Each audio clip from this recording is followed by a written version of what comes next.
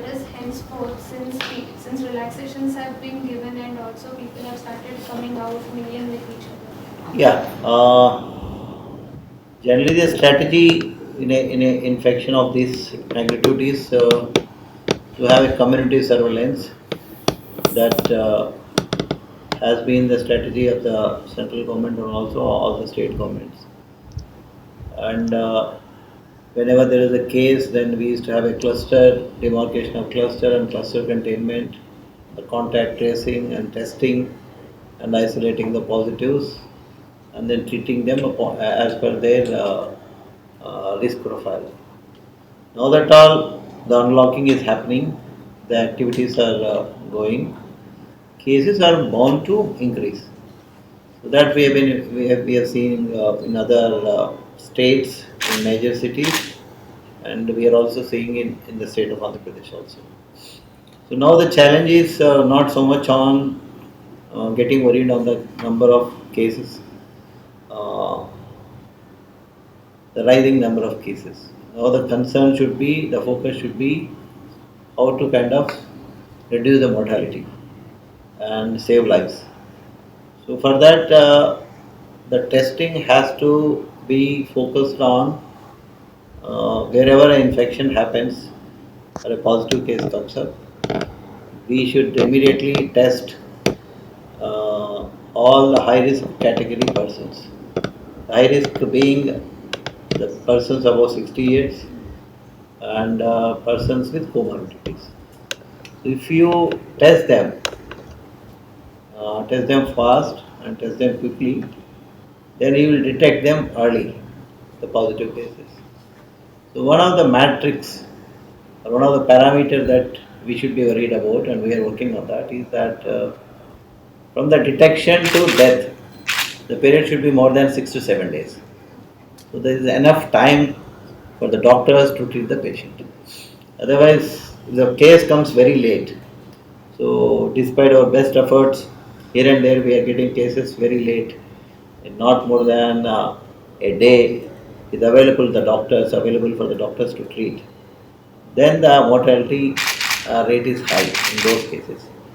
So our now we are we have been emphasizing that the purpose of testing at this point of time, apart from the community surveillance, is testing for high risk category people who would turn positive, and then all high risk category we must hospitalize them if possible in the critical care hospitals, because low risk category, people with mild symptoms, moderate symptoms, you can have a low end hospital. Low end hospital means where critical care services are not available, or uh, the mild cases can be, if the home isolation facility is available, we can handle them at their respective homes.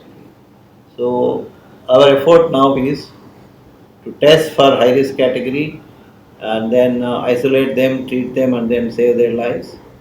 And test different, for surveillance purpose, test different categories of people. So we are now testing in a at random in some industry because people have come from outside. Some transport is happening, cargo is coming from outside the state, and test in the marketplaces, test in the wholesale market. Now that all temples and then malls are getting opened, test in those places also at random and see whether any positives are coming out. And then again, if a positive comes, the cluster containment strategy kicks in.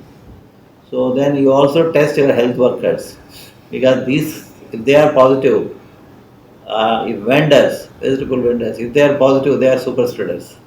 One person getting positive or ration shop dealer. So then we have to test different categories of people to know whether they are getting infected, or even sales executive, sales assistant in a mall. So we are focusing on these category so that we don't want any a big cluster getting developed, which otherwise will go unnoticed if you don't test these categories. So on the surveillance part, we'll be testing these categories. On prevention of death, we are testing the high risk category. That's broadly explained. You said that due to conduct the tests as fast as possible. So what is the current condition of number of kits that we have, TrueNet kits as well as the RT-PCR kits used in RT-PCR method, and how many lab technicians we have, and how many do we need more? And what measures are being taken with respect to their filling up of vacancies? Uh, in Andhra Pradesh, we have got right now the testing capacity is in the range of 15 to 17,000 per day, both TrueNat and RT-PCR put together. Recently, one good news is that even the TrueNat has been made as a confirmatory test. So they added an additional gene. So then that gene also we are testing. There are two genes which are testing. So the test is confirmatory test. So almost the mix is 50-50.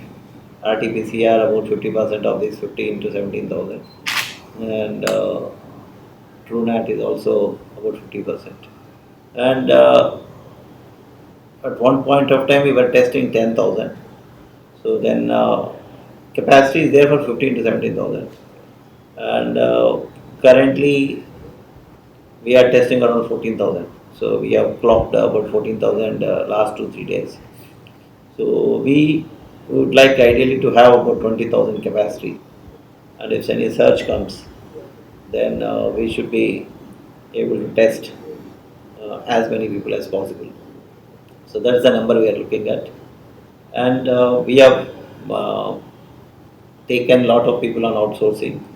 So from one lab to start with at the beginning of this epidemic or pandemic, we have got now 13 labs in all 13 districts. So and then we also do a lot of pooled sample. So for the record purpose, among the states, AP tests highest number per million. So we are close to 9,500. So that's the highest among the states. I'm not comparing the union territories.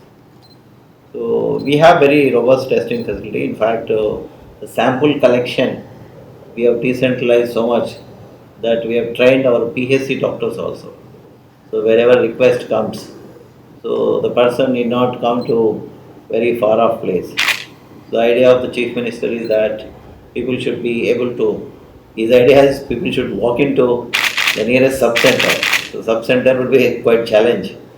So at least the primary health center, we have now equipped the doctors, trained them. So they are collecting the samples, and we have got vehicle going and picking up the samples. So some of the collectors have picked up the route maps.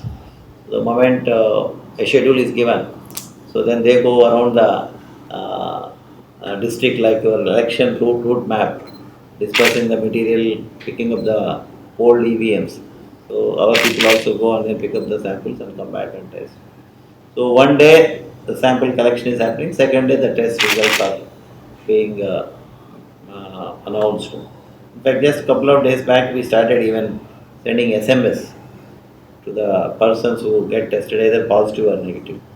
So that way I think we are trying to maintain the supplies of all the testing kits, RNA extraction, and then viral transport media. So all this, it's costing quite, each test at an average 1,000 rupees. So if you are doing 10,000, it's costing 1 crore. So if you want to do 20,000, it costs you 2 crores per day. But yet government and the chief minister is supporting us. So we are able to maintain that level of aggressive testing. So you mentioned that you have quite a lot of supplies for the testing kits and everything. But recently, a few days back, around 2-3 days back, we had been to the Jagapeta state border check post, and that day there was swab collection wasn't happening there in that IM8US bus. And what they said was that a night before they had asked for the supplies, but till next day, almost till afternoon, till 3 o'clock we were there, but nobody came and gave the supplies. So then how? That maybe one or two exceptions will always be there.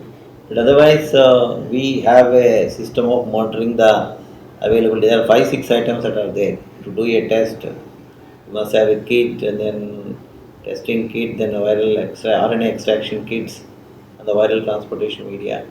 So it could be a one-off kind of a situation. Otherwise, we are very comfortable, and we are procuring very aggressively all the material, and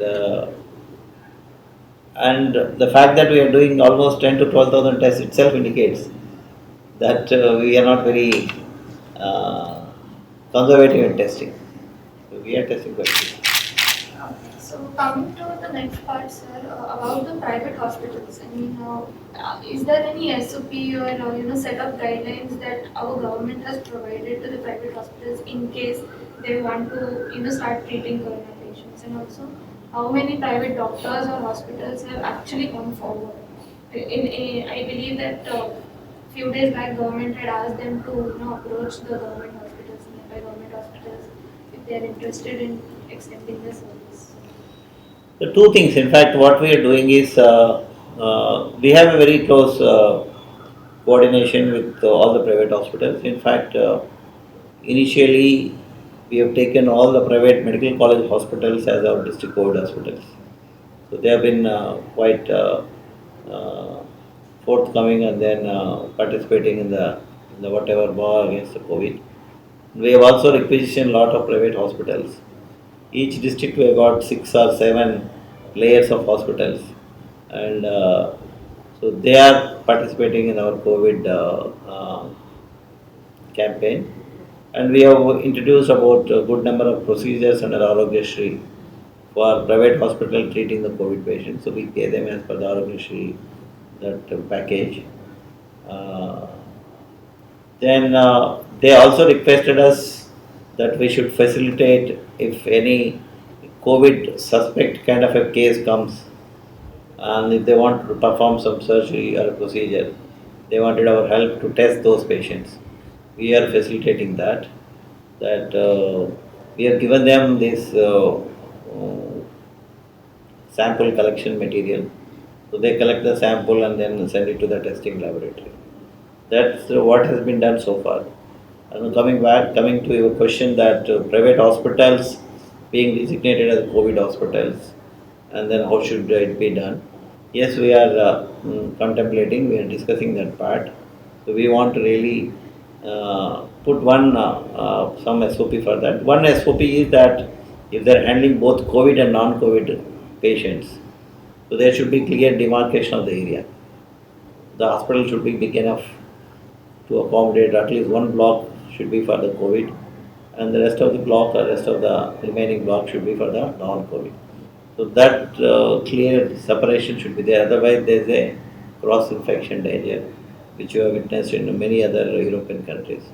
So from the beginning, whichever private hospital we have taken for COVID, so we ensure that they remain exclusively COVID hospital, because the risk is more in a hospital setup if patients are mixed. So in hospitals wherever we have taken, uh, so we have ensured that only part of the hospital is taken. It is as clear demarcated from the rest of the hospital. It has got its own exit and entry. Then only we can, in fact, wherever even it is separate, we have temporarily erected partitions so that there is no cross movement of the people happens. So with those precautions, we are willing to kind of permit the private hospitals. We are working on the SOP, so we will be operationalize it soon. So, so far, none of the private hospitals have come in. Do you have any figure as to? No, I don't have. I don't think any hospital has come forward, except the ones which are there under Arogyashri, and definitely the private medical college hospitals, and some of the hospitals which we have taken as COVID hospital, they are treating. We are paying as per the Arogyashri package. How many are such hospitals? Mm, at least 15 to 20 Across the state. state. Okay. And what is the status of ICU and number of beds which are available?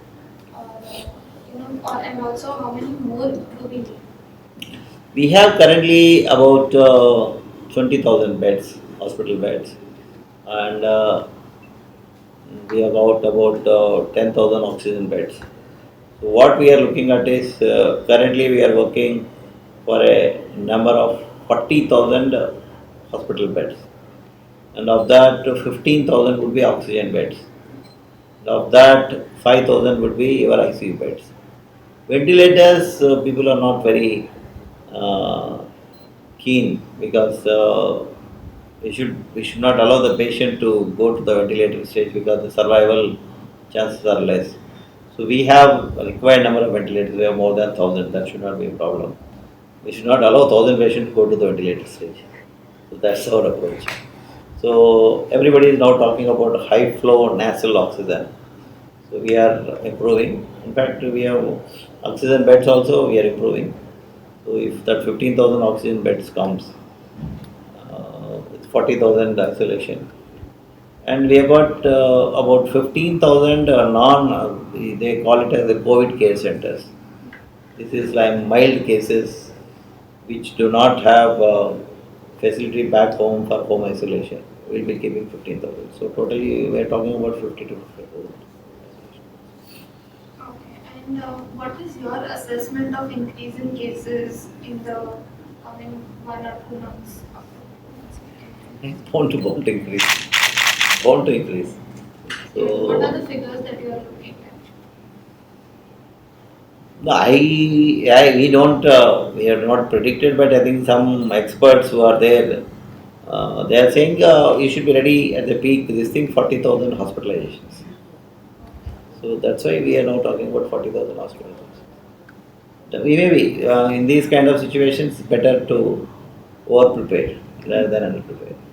So tomorrow I may not require that many, but I should be falling short if as and when the peak surge happens. But our analysis is that one good thing about the expected peak in different districts is each district is coming to peak at different points of time. So I think we would be having peak in Karnool, Guntur and Krishna first, followed by we Nellore, Chittoor and then Anantapur. So like that, that are the predictions that we have got.